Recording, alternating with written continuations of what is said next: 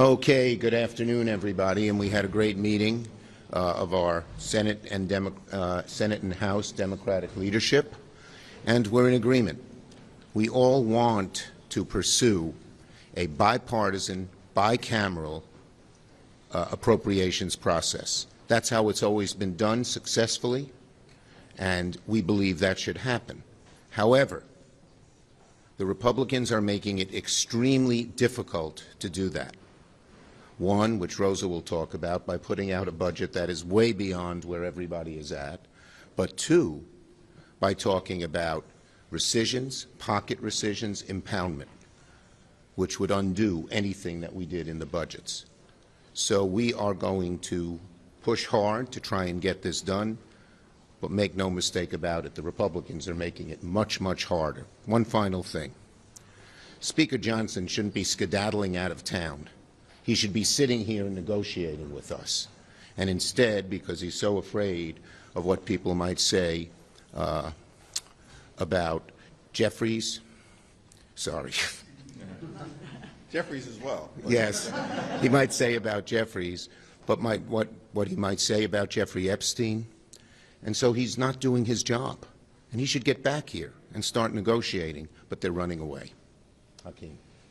Thank you, Leader Schumer. We had a very strong and productive, open-ended and comprehensive conversation about the way forward on behalf of the American people. House and Senate Democrats are in complete and total alignment.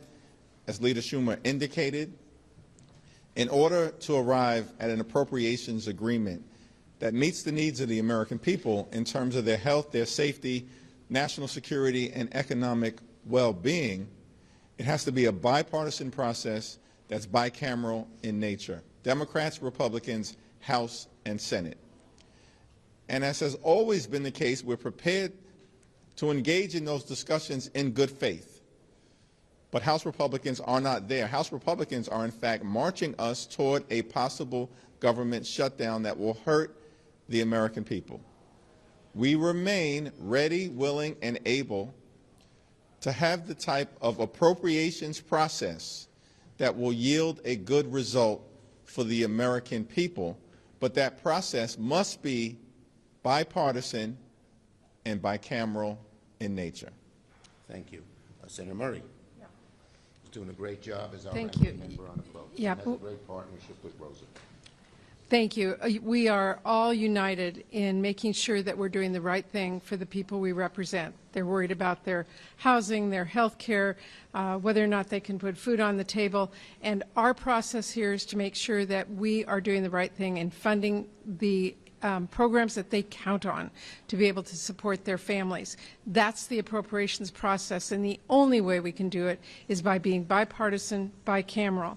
Here in the Senate, we started our process today with a very strong bipartisan vote, and we thank our Republican colleagues and will continue to work with them. It rejects the Trump's budget and vote, and we are moving forward and will continue to do that. We call on the House Republicans to do the same so that people in this country don't see the chaos that will ensue if the House Republicans continue down this path. Senator, Congressman DeLauro. Thank you. Thank you very, very much. And I want to echo what my colleagues have said. And I have been on the Appropriations Committee for many years, and there's always been the give and take of the appropriations process. Democrats, Republicans, House, Senate, it's the only piece of legislation that needs all of that cooperation in order for the President to sign the bill. And as my colleague Patty Murray has said, it is the appropriations bill that every year at $1.7 trillion provides the goods, the services that the American people need, whether it's their health care, whether it's transportation, whether it's defense.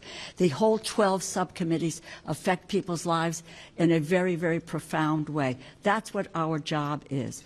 That process has been, on the House side, I will say, thwarted in this regard, that the bills that we are it's not a negotiation. It's a bill that comes forward that does not look to being bipartisan.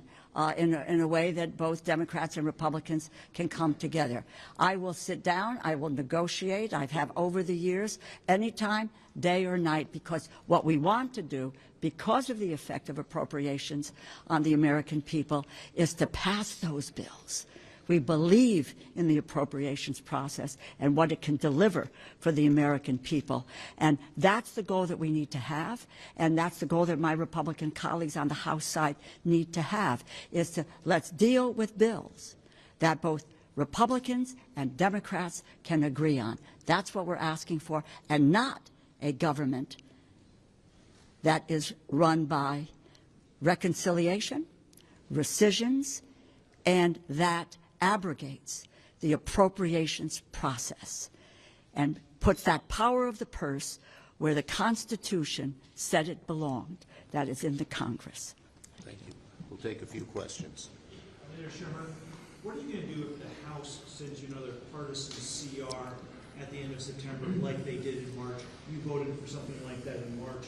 You have a different approach. Look, the bottom line is, as I said, we are for a bipartisan, bicameral bill. That's what always has been done. The onus is on the Republicans to help us make that happen by having a budget where they can negotiate with their colleagues, Democratic colleagues in the House, and by not doing rescissions, pocket rescissions, impoundment. You want to answer that, Hakeem? Go ahead. I agree. Leader Schumer, what effect will it have if Republicans send another rescissions package before the end of the fiscal year? They shouldn't be doing rescissions, plain and simple, and that just spoils the whole process that we are trying to put together. So we urge them not to do it. It's unlawful. Yeah, and these rescissions Are unlawful. These rescissions hurt everyday Americans, and this is consistent with the manner in which Republicans and Donald Trump have governed to date. Their one big ugly bill hurt everyday Americans, rips health care away from the American people, steals food from the mouths of hungry children, and all of this was done to reward billionaires with massive tax breaks. This is their approach to governing.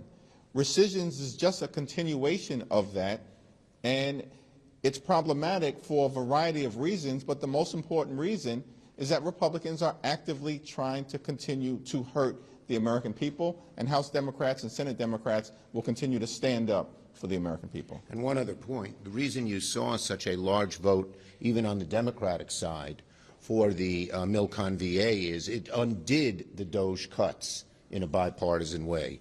It helped our veterans, who they were cruelly just cutting health care and everything else from. And so when they're willing to work with us, we will work with them. But they got to work with us, not go around us. Yes.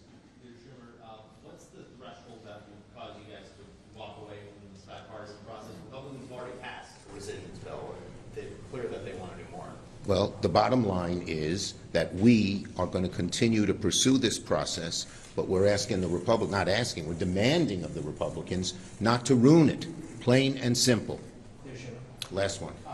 Considering neither of you have endorsed Mamdani, are you considering backing Andrew Cuomo instead, or is there another candidate that you might actually? I'll just say I had a good talk with Mamdani last week, and I look forward to meeting with him in New York.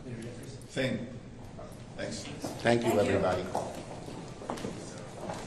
Get you back over on the House side.